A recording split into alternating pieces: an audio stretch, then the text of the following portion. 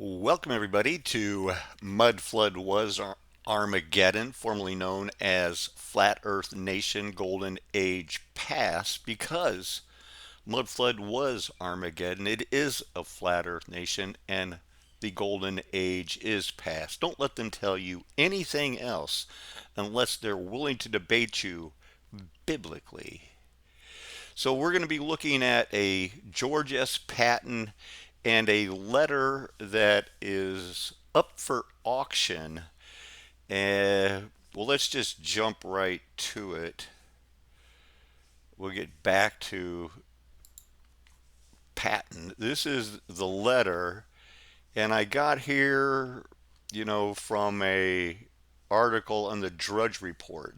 General Patton letter in which he refers to Jews as subhuman goes on sale online. So I don't guess it's an option. It is more of a sale. And now I'm remembering that they want like $64,000. It's the 64,000. It's dated October 4th to a Lieutenant Colonel Codman.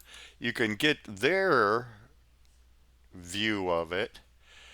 And if I remember right, I got here from the Drudge Report, which is basically right wing crack. All of the, you know, headlines and topics you want to, talk about, debate about, get your information from, although not as popular as it used to be. So let's just close that out because I'm going to have to keep this close or short. I have to go somewhere at 9 o'clock and be ready. So let's pull up the actual letter, and you can see it is from the headquarters of the Third Army Office of the Commanding General. That would be George Patton, a familiar, dear Charlie. We'll read the whole thing. Your letter of September 4th just reached me. I presume that with your natural loyalty, you have since that date been considerably perturbed by the scurrilous attacks on me by the non-Aryan press. Jumping right into a little bit of Arianism right off the bat. As a matter of fact, the quotations came just as near being lies as they could without laying the perpetrators open to suit. However, that too will pass, and I think probably the reaction will be as beneficial as was that following our friend Drew Pearson's asseverations. Asseverations is a proclamation of a sworn oath, a solemn oath of like, I'm telling you, you've got to believe me. I'm telling you with all my heart, I didn't do it. I had to look that up myself. He goes on to talk about a book I believe that was written by Patton. I am glad you like War as I Knew It. B has given me hell for making it too short and concise. Perhaps in the later chapters I did this, but it can always be expanded. Anyhow, to have you appreciate it is very pleasing because I consider you a great writer. B, I think, being his wife. I am sorry, as I said before, that I fell down on the Eagles. Who knows if that's code for something. I hope when you see Nick Campanoli, you told him to keep his damn mouth shut on a certain topic. If you did not, get hold of him on the phone and do it. Today, he continues in the next paragraph, and this is, weird sentence. Today I am performing with my usual efficiency my duties as undertaker at my own funeral. I am at the moment sitting at a perfectly cleaned up desk awaiting the arrival of Lucien Truscott. Now, performing with my usual efficiencies my duties as undertaker at my own funeral. And it does seem that within a month of writing this, he was dead, killed in a mysterious car or jeep accident that some people, it was a conspiracy, they had to get rid of old blood and guts. But if he knew it was coming and he was acting as his own undertaker, it could have been one of those deals that, like, hey, they're planning to take me out, to perpetrate a story. And this letter could be a part of that. Continuing. Actually, while I regret being relieved for what amounts to cause, or rather, perhaps, to lack of guts, not on my part though, from the Third Army, it may all work out for the best because various rules and regulations imposed on us from Washington and elsewhere, chiefly at the behest of the press, are practically unsolvable, particularly this redeployment stuff. Now remember, this letter was written, after the bombing of Hiroshima and Nagasaki, but they hadn't let out to the public that, oh, hey, we're going down it was a atomic bomb type road. So the controversial part of the letter starts now. So far as the Jews are concerned, they do not want to be placed in comfortable buildings.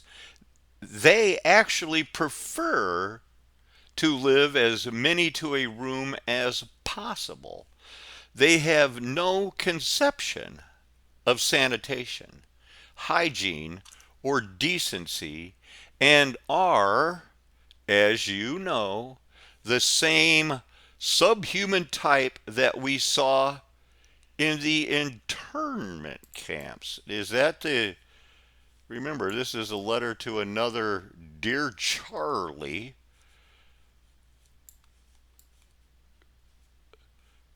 Continuing.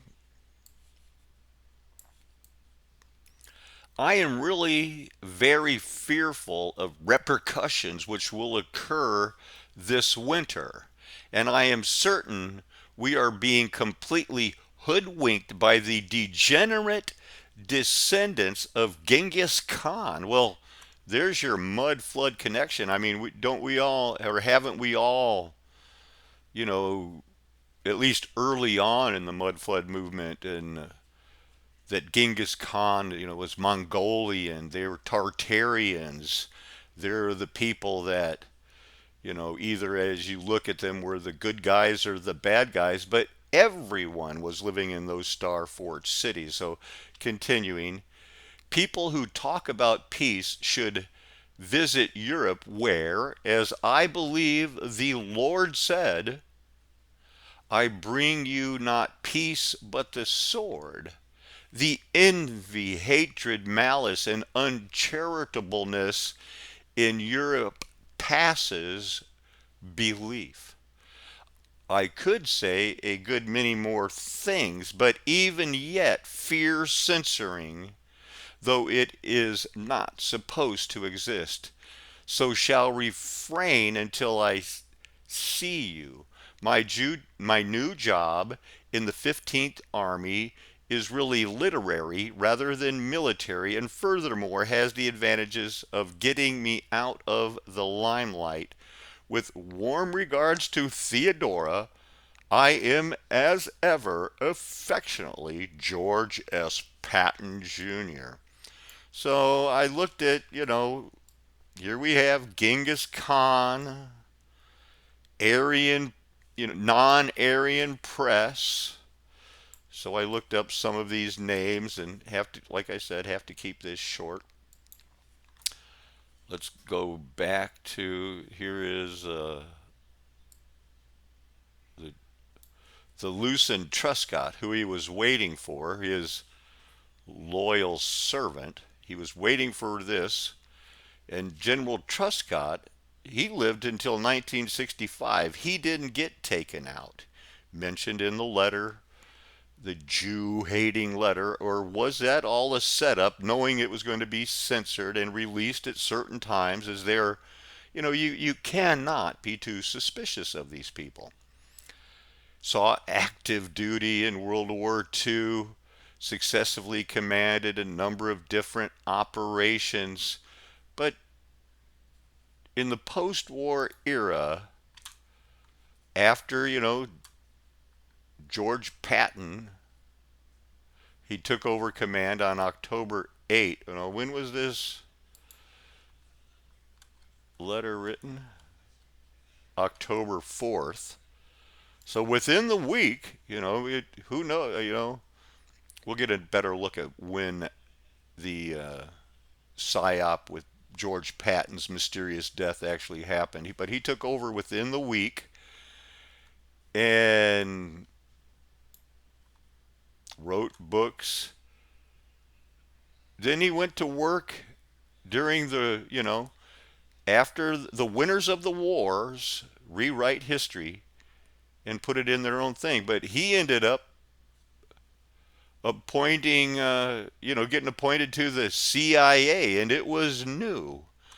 The CIA was new then. It was started out as the OSS or some other things, and wouldn't you know, in 1953, once and that's right when the MK Ultra was really shared around the world. It was perfected by the United States and the Nazis, and then it was spread all over because there were spies in the world, and then the Russians got it as if they didn't already know everything, and the Chinese got it, who I think he might have been referring to as the descendants of Genghis Khan, not the complete Russian people.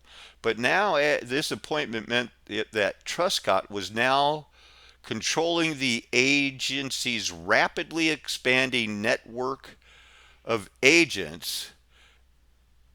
Truscott was involved in Operation PB Success, and that was the Guatemalan coup d'etat, so that stockholder President Eisenhower and the heads of the CIA, the brothers, uh, could start the banana republics with the company that I've did have done many shows on, United Fruit.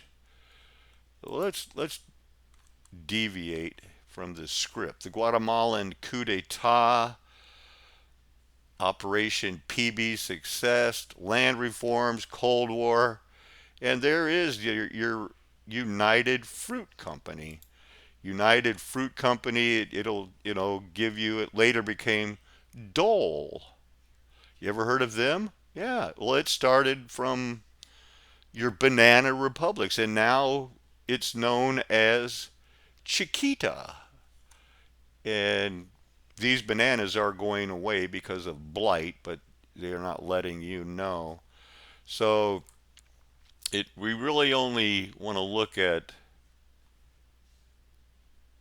in between the war eras, but here is one of the, by the 1930s, the company owned almost all of Central America and was forming banana republics.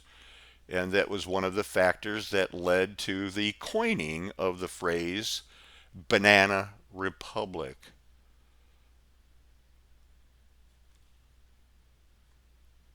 So you can do your own research on that. Oh, okay, it's the Dulles brothers, John Foster Dulles and Allen Dulles, the head of the CIA under Eisenhower, also did. So while they're head of the CIA, they also did legal work for United Fruit. And don't believe that Eisenhower was trying to warn Kennedy. He was so into it that this segue is over. You can't study United Fruit. It's not a soundbite. But they did not want peace. So let's see what this one was. Charles Codman, the person that they wrote the letter to, Boston, Massachusetts, graduated from Harvard, was working in France as a wine buyer and a real estate manager when the Nazis invaded France. So he spoke good French and he became a aide de camp to George Patton. Reached the rank of colonel. He's the one that probably added the fine notes and did the actual typing up of the letter. So he was a real person, Harvard graduate, probably a very pro-Aryan person. James Kraft was one of his, one of the shirt tail relatives of him. I looked him up, another Harvard graduate, not Yale. Who knows if there was a rivalry between these two. Worked at the Massachusetts Institute of Technology as they redesigned the work of rewriting history, what the winners of the war do. As I hear myself rambling a little bit more, going to look at just the other, I studied this last night. Another Julian Codman, his grandfather or father was a anti-imperialist league, son of that person, fought a vigorous opponent of prohibition. There it is, his mention of Charles Russell Codman, a colonel in the Union Army.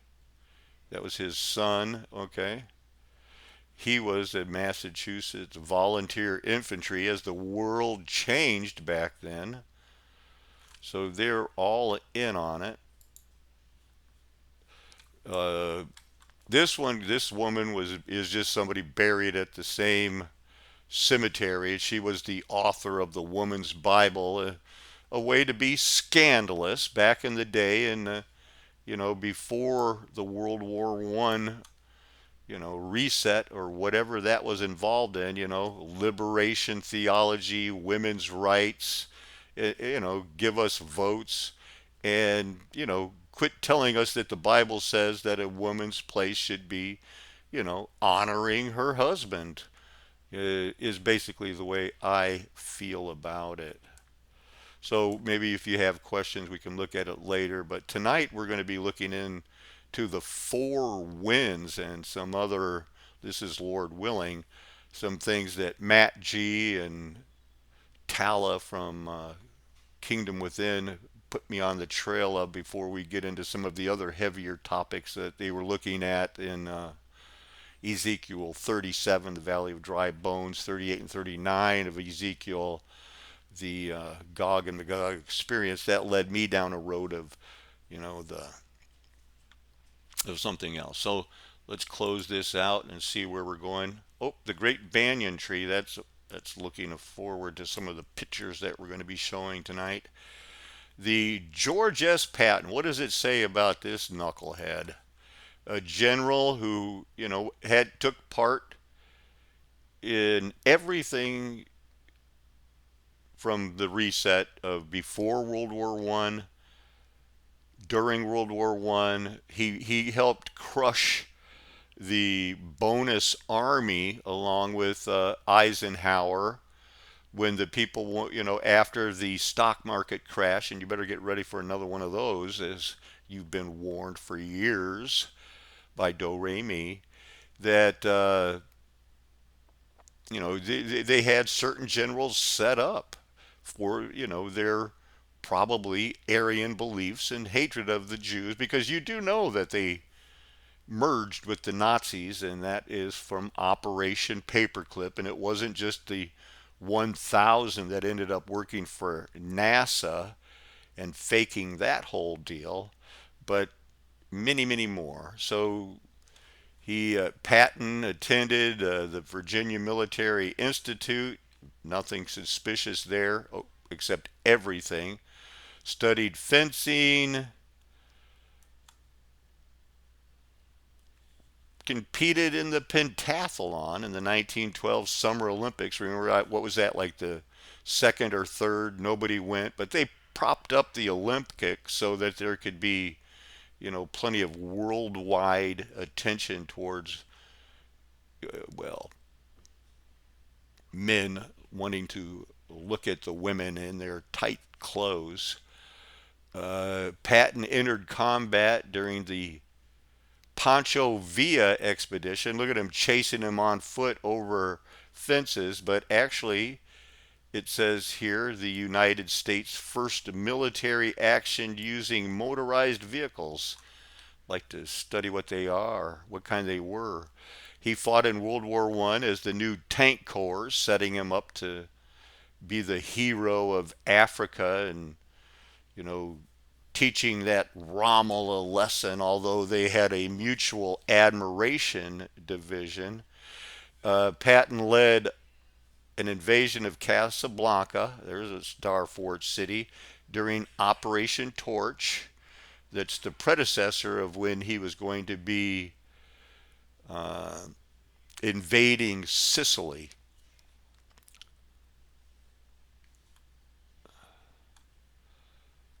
Let's see, invasion of Sicily as I'm running out of time here. Again, the Fanting Army, the Sicily campaign, slapping incidents, uh, and the operation of Sicily. That they had. This is when the mafia led the United States armies. Actually, had mafia people saying, oh, we know how to discover secret routes and we can help you. And once you start helping the mafia, you're in debt to the mafia. The world is run by the mafia right now. To mention the Loose and True Scott again. Covered 100 miles in 72 hours. Oh, had frequent disagreements with Theodore Roosevelt Jr. I don't know why, but he suddenly looks like one of those guys that is a mannequin, or the guys that were so famous for, look, I'm a ventriloquist or something. So who knows what's going on there? The slapping incidents, you're a coward. There's no such thing as battle fatigue. Like that couldn't have been a setup. He commanded a ghost army, network of double agents fighting the non-Aryan press. So, I don't want to, I am feeling the pressure of this. So I do want to remind you that we were looking at a letter that was for sale. It was written on October 4th. And this says it was retrieved. Must have been after his death, October 26th, uh, in which we get a little bit of, it seems like, hidden thoughts of a United States hero army when he talks about so far as, and this guy here that's supposed to be doing his typing, come on, man. As the Jews are concerned, they do not want to be placed in comfortable buildings. Who believes that? It's like, oh, you have a choice of being in comfort or not. Nah, we don't want to be comfortable. We're Jews. This is just over the top rhetoric.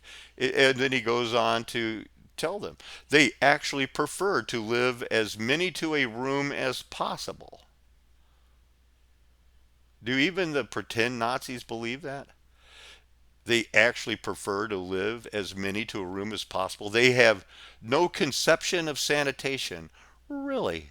Nobody, it's like, that's some doggone craziness, to think that, it's like, oh, I pooped in my pants and I don't care. Really?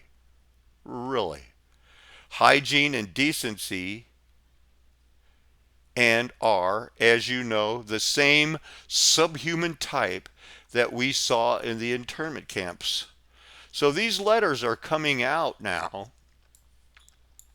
as a way to, basically go like, oh my goodness, were the MAGA people crazy and America never was great?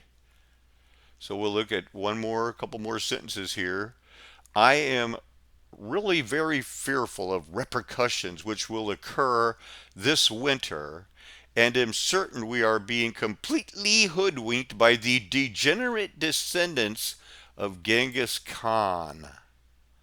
Tartarians, Mongolians, Russian cousins. Who do we know what's going on? But remember, as we close, we're going to hit again the first paragraph.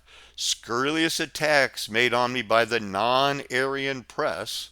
So there must have been those two sides. And remember, I'm going to always get back to that, this is a setup by the John Birch Society, CIA, mad at the FBI's, cross dressers, founded by J. Edgar Hoover, who always denied that there was ever a mafia or an organized crime in the United States, even though we made a deal with Lucky Luciano and the mafia so that they would quit bombing things in New York Harbor and labor could go on.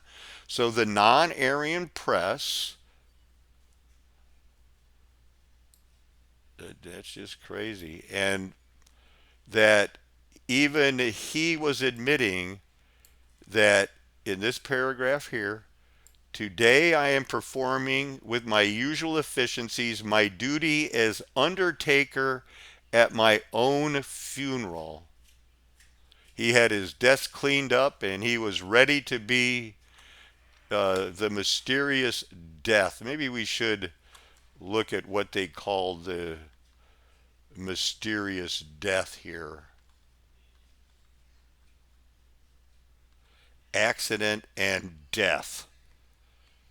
So on December 9th, shortly after this, he was going to go on a pheasant hunting trip to lift his spirits. Patton said, "How awful war is, think of waste." Moments later, the 1938 Cadillac limousine they were riding in collided with an American Army truck at low speed. Gay and others were only slightly injured, but Patton hit his head on the glass partition that separated the front and back seat. He began bleeding from a gash to the head and complained that he was paralyzed and having trouble breathing. Taken to the hospital in Heidelberg, Patton was discovered to have a compression fracture and dislocation of the cervical third and fourth vertebrae, resulting in a broken neck and cervical spinal cord injury that rendered him paralyzed from the neck down. Patton spent most of the next 12 days in spinal traction to decrease the pressure on his spine. All non-medical visitors, except Patton's wife Beatrice, who had flown from the United States, were forbidden. So this was dying overseas, hiding American visitors. Patton, who had not been told he had no chance to ever again ride a horse or resume a normal life, at one point commented, "This is a hell of a way to die." He died in his sleep of a pulmonary edema and congestive heart failure on December 21st, 6 p.m. at the age of 60. So at 6 December 21st, isn't that the day before the solstice, the full, the changing of fall to winter? Whew. Just a lot of craziness going on. And that's going to be it for this abbreviated version of Mudflood Was Armageddon. Because Mudflood was Armageddon. You know I'm never going to tell you anything else. Why would I? God has charged me to tell the truth and have your best interest at heart. Amen. Hallelujah. Aho.